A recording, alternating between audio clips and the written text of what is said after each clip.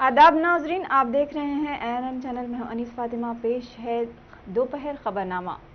वज़ीर आला के चंद्रशेखर राव प्रगति भवन पर रियासती वुज़रा, कलेक्टर्स, एडिशनल कलेक्टर्स, महकमे पंचायत के अहदेदारों के साथ इजलास का इनेकाद अमल में लाते हुए 1 जुलाई से 10 जुलाई तक मुनक़िद होने वाला पल्ले प्रगति, पटन प्रगति प्रोग्राम और हरित हरम को कामयाबी के साथ रूबे अमल लाने, ग्राम सभा का इनेकाद अमल में लाने और देहात से लेकर शहर तक तरक्की को मुमकिन बनाने के इक़दामात करें। उन्होंने कलेक्टर्स को बताया कि वो अहदेदारों को ये वाज़ेह कर दे कि अगर वो तरक्की के कामों में लापरवाही करेंगे तो उन्हें मुअत्तल करने से गुरेज नहीं किया जाएगा। इस इजलास में डंपिंग यार्ड के क़याम से मुताल्लिक़ भी तबादले ख्याल किया गया। वज़ीर बल्दी नज़्म-ओ-नस्क़ KT रामाराव ने कहा है कि अम्बेडकर नगर में डबल बेडरूम मकानात के इस्तिफ़ादे कुनिंदगान को देखकर उन्हें खुशी महसूस हुई है। Ambedkar Nagar PV mark necklace road के पास तामीर किए गए 330 डबल बेडरूम मकानात का KTR ने इफ्तिताह अमल में लाया और मुस्तकम में चाबियां तकसीम की। इस मौके पर रियासती वुज़रा मोहम्मद महमूद अली, श्रीनिवास यादव, ग्रेटर हैदराबाद मेयर विजयलक्ष्मी और दीगर मौजूद थे। रियासती वुज़रा KT रामाराव और श्रीनिवास यादव ने इस मौके पर खिताब करते हुए बताया कि तेलंगाना की TRS हुकूमत वज़ीर आला के चंद्रशेखर राव की क़यादत में बग़ैर 1 रुपया लिए आलिशान डबल बेडरूम मकानात तकसीम कर रही है। KT रामाराव ने बताया कि वज़ीर आला के चंद्रशेखर राव गरीबों का ख्याल करते हुए रहने के लिए डबल बेडरूम मकानात और शादी मुबारक कल्याण लक्ष्मी स्कीम के तहत लड़कियों की शादियां कर रहे हैं। उन्होंने बताया कि इस तरह की स्कीमात मुल्क की किसी भी रियासत में मौजूद नहीं है।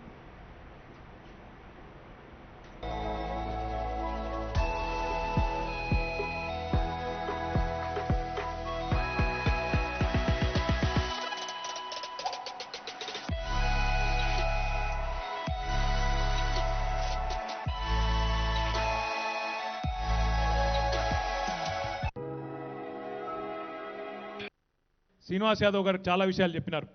కానీ పెద్దలు ఎప్పుడు ఒక మాట చెప్తారు, ఇల్లు గట్టి చూడు, పెళ్లి చేసి చూడు అంటారు. ఎందుకంటే జీవితంలో, మనిషి జీవితంలో ఈ రెండు చాలా కష్టమైన పనులు. పెళ్లి చేయాలంటే చాలా తిప్పలు పడాలి, ఇల్లు కట్టాలంటే కూడా చాలా తిప్పలు పడాలి.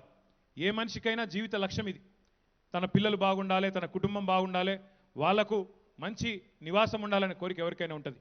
కానీ భారతదేశంలో 28 రాష్ట్రాలుంటే ఏ రాష్ట్రంలో లేని విధంగా మన ముఖ్యమంత్రి కేసీఆర్ గారు ఇలా ఒకటే అంటున్నారు, ఇల్లు నేనే కట్టిస్తా, లగ్గం కూడా నేనే చేసి, ఒక్క పైసా అవసరం లేకుండా కళ్యాణ లక్ష్మి షాదీ ముబారక్ కార్యక్రమం ద్వారా మీ ఆడబిడ్డల పెళ్లి కూడా నేనే చేస్తా అంటున్నా ఏకైక ముఖ్యమంత్రి భారతదేశంలో కేసీఆర్ గారు అనే మాట నేను ఈ సందర్భంగా మీకు విజ్ఞప్తి చేస్తా ఉన్నా. ఇంకొక మాట కూడా ఈ సందర్భంగా నేను మీకు విజ్ఞప్తి చేయాలి. హైదరాబాద్ పట్టణంలో ఈరోజు, ఎందుకంటే భారతదేశంలో హైదరాబాద్ లాంటి నగరాలు కేవలం 5-6 మాత్రమే ఉన్నాయి. ఒక ఢిల్లీ, ముంబై, కలకత్తా, మద్రాసు, బెంగళూరు, హైదరాబాద్, ఈ 6 నగరాలే ఉన్నాయి. ఈ 6 నగరాల్లో ఎక్కడ కూడా ఇంత పెద్ద మొత్తంలో పేదల కోసం ఇల్లు కట్టిస్తున్న కార్యక్రమం ఎక్కడ కూడా లేదు. ఈరోజు మన GHMC ఆధ్వర్యంలో గౌరవ ముఖ్యమంత్రి గారి ఆశీస్సులతో హైదరాబాద్ మహానగరంలో 9,000 కోట్ల పైచిలకు రూపాయలతో పేదవారి కోసం ఇల్లు కడుతున్న ఏకైక మహానగరం భారతదేశంలో హైదరాబాద్ అనే మాట నేను చాలా గర్వంగా చెప్తా ఉన్నా. ఇంత పెద్ద మొత్తంలో పేదవారి ఇల్లు కడుతున్న పరిస్థితి ఎక్కడ కూడా లేదు. ఢిల్లీలో లేదు, మద్రాసులో లేదు, ఎక్కడ కూడా లేదు. నేను ఒకటే విషయం మిమ్మల్ని ఆలోచించమని కోరుతా ఉన్నా. ఇంత పెద్ద वजीर ट्रांसपोर्ट अजय कुमार ने पार्टी ऑफिस तेलंगाना भवन में मीडिया से बात करते हुए आंध्र प्रदेश में AP हुकूमत की जानिब से ज़ेरे तामीर रायलसीमा आपाशी प्रोजेक्ट की तामीर पर बरहमी का इजहार करते हुए AP वज़ीर आला YS जगनमोहन रेड्डी पर इल्ज़ाम आयद किया कि ये मरकजी हुकूमत को आपाशी प्रोजेक्ट से मुताल्लिक़ झूठ का सहारा ले रहे हैं। उन्होंने बताया कि AP वज़ीर आला जगनमोहन रेड्डी अनजहानी वज़ीर आला राजशेखर रेड्डी का बेटा है। राजशेखर रेड्डी ने भी अपने दौरे इख्तिदार में तेलंगाना के अजला के साथ नाइंसाफ़ी की थी। YS जगनमोहन रेड्डी भी नाइंसाफ़ी कर रहे हैं। उन्होंने रियासती BJP कायदीन की पानी के मसले पर खामोशी को माने खैज करार दिया। వివక్ష చూపిన కుటుంబం ఆ కుటుంబం అట్లాంటి వాళ్ళు ఇవాళ తెలంగాణ హక్కుల పరిరక్షణ కోసమని ఒక ఆమె మాట్లాడుతూ ఉంది. అవతలుండి మరి ఆ తెలంగాణ రాష్ట్రం యొక్క హక్కుల్ని భంగం కలిగిస్తూ మన ప్రజల నోట్లో మట్టి కొట్టేదానికి మరి రాయలసీమ లిఫ్ట్ ఇరిగేషన్ ప్రాజెక్టును తీసుకుంటున్న జగన్మోహన్ రెడ్డి తప్పకుండా తెలంగాణ రాష్ట్రం పట్ల ఆయన అనుసరిస్తున్న వైఖరిని మేము ఎండగడతాం. తప్పకుండా మేము దాన్ని అడ్డుకొని తీరుతాం. ఏ స్థాయికైనా సరే మేము ఉద్యమించడానికి తెలంగాణ మంత్రులు కానీ, ప్రజాప్రతినిధులు కానీ, లేదా టీఆర్ఎస్ శ్రేణులు కానీ మేమందరం కూడా గట్టిగా దాన్ని ఎదుర్కొంటాం, ప్రతిఘటిస్తామని చెప్పి తెలియజేస్తాం. ఎందుకంటే వాళ్ళ మంత్రులు ఇంక చెప్తా ఉన్నారు, మేము గ్లాసుడు కూడా తీసుకోలేదు, చెంచాడు కూడా తీసుకోలేదు, మేము నీటి వాటాలంటే ఒరిజినల్లీ శ్రీశైలం ప్రాజెక్ట్ అనేది పవర్ ప్రాజెక్టు. ఇవాళ పవర్ ఆపమని చెప్పే హక్కు నీకు ఎక్కడుంది అసలుకి? Srisailam project was not a irrigation project, అది పవర్ ప్రాజెక్ట్. పవర్ ఉత్పత్తి చేసి తద్వారా అక్కడి నుంచి ఉత్పత్తి చేసిన వాటర్ని నాగార్జున సాగర్ పంపడం ద్వారా నాగార్జున సాగర్ కింద ఉన్న ఆయకట్టుకి నీళ్ళిచ్చే కార్యక్రమం. దాన్ని వదిలిపెట్టి దాని ద్వారా బేసిన్లో వాటర్ లేని ప్రాంతాలకి తెలంగాణ ఆంధ్రలో ఉన్న రాయలసీమ, ఆంధ్రప్రదేశ్లో ఉన్న రాయలసీమ ప్రాంతాల్లో ఏ బేసిన్లో అయితే కృష్ణా వాటర్ లేదో ఆ బేసిన్ కూడా ఇక్కడ నుంచి నీటిని తరలించి తీసుకొని పోయి ఇవాళ తద్వారా ఇంకా ఎక్కువ తెలంగాణ రాష్ట్రానికి నష్టం చేయాలని చూస్తూ ఉన్నప్పుడు డెఫినెట్గా మేమందరం కూడా దాన్ని ప్రతిఘటిస్తాం. కేసీఆర్ గారు ఈ విషయంలో ఎట్టి పరిస్థితుల్లో కూడా మరి ఉపేక్షించేది లేదు. మేము భూమి ఆకాశాలను ఏకం చేస్తాం. కేంద్రంలో ఉన్న బీజేపీ పార్టీ ఇక్కడ बीजेपी की खातून कायद विजय शांति ने तेलंगाना में एक दलित खातून मरियम्मा लॉकअप की मौत और उसके जख्मी बेटा जो कि अस्पताल में जेरे इलाज है उस पर अफसोस का इजहार किया है। उन्होंने ट्विटर प्लेटफॉर्म पर इस वाक़े का जवाब दिया। उन्होंने इस मामले में पुलिस के रवैये पर एतराज़ जताते हुए कहा कि मरियम्मा को पुलिस ने रात के वक्त स्टेशन ले गई और उस दौरान खातून कांस्टेबल का होना ज़रूरी है। पुलिस स्टेशन में जहां सीसीटीवी कैमरों की कमी है, इससे ये जाहिर होता है कि हमारा निज़ाम किस कदर गैर जिम्मेदार है। उन्होंने इस केस से मुताल्लिक़ अदालत के मुताबिक रीपोस्टमार्टम करते हुए उसके जिम्मेदार अफराद के खिलाफ कार्रवाई करने और मुतासरा मुतवफ़िया के अहले खाना के साथ इंसाफ करने का मुतालबा किया है।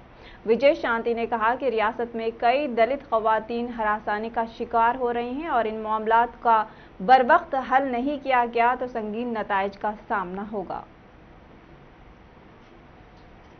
चीफ मिनिस्टर के चंद्रशेखर राव कल प्रगति भवन पर कुल जमाती इजलास दलित फलाह व बहबूद स्कीम के लिए लाए अमल तैयार करने के लिए मदु किया है। इतवार 27 जून को तमाम दलितों की स्कीम पर बहस होगी। इस खुसूसी इजलास में तमाम जमातों के दलित अरकान पार्लियामेंट, अरकान असम्बली, कौंसिल शिरकत करेंगे। इनके अलावा मजलिस इत्तेहादुल मुस्लिमीन, कांग्रेस, बीजेपी के असम्बली अपोजिशन कायद भी शिरकत करेंगे। सरकारी तौर पर शिरकत करने की दावत दी गई है। सीपीआई, सीपीएम जमात की तरफ से सीनियर दलित कायद को भी मदु किया गया है। चीफ मिनिस्टर ने सीपीआई के सेक्रेटरी चाड़ा वेंकट रेड्डी, सीपीएम के सेक्रेटरी टी वीरभद्रम को फ़ोन करते हुए बातचीत की है। रियासत तेलंगाना के क़याम के बाद कुल जमाती इजलास दूसरी मरतबा मुनक़िद किया जा रहा है। पहली मरतबा 4 दिसंबर 2014 को मुनक़िद हुआ था, जिसमें मेट्रो रेल प्रोजेक्ट पर केसीआर ने मनसूबा बंदी प्लान में तब्दीली पर बातचीत की थी। जिले कामारेड्डी के बीचुकुंडा मंडल के नवाही इलाके सेटलूरू गांव में मंजीरा नदी में 4 अफराद की पानी में डूब जाने से मौत हो गई। महलूकीन में एक मां, 2 लड़कियां और एक लड़का शामिल हैं। 3 लाशें पानी से बाहर निकाली गई हैं, जबकि एक और बच्ची की तलाश जारी है। बताया जा रहा है कि खानदार मंदिर के दर्शन के लिए आया था। पुलिस ने मामला दर्ज करते हुए तफ्तीश कर रही है। डीजल और पेट्रोल की कीमतों में हर रोज़ इजाफे से आम शहरियों को परेशानियों का सामना करना पड़ रहा है। कीमतों में इजाफे से अशिया ज़रूरिया, तरकारियों की कीमतों में भी इजाफा देखा जा रहा है। आज हैदराबाद में पेट्रोल की कीमत पर 36 पैसे का इजाफा हुआ, जिससे पेट्रोल की कीमत 101 रुपये 96 पैसे हो गई है। इस तरह डीजल की कीमत में 38 पैसे के इजाफे से कीमत 96.63 को पहुँच चुकी है। आंध्र प्रदेश के गुंटूर में पेट्रोल की कीमत 104.31 रुपये और डीजल की कीमत 98.38 रुपये हो चुकी है। लॉकडाउन को कोरोना से एक तरफ अवाम परेशान है। अवाम का मुतालिबा है कि हुकूमत अवाम की तकालीफ को समझें।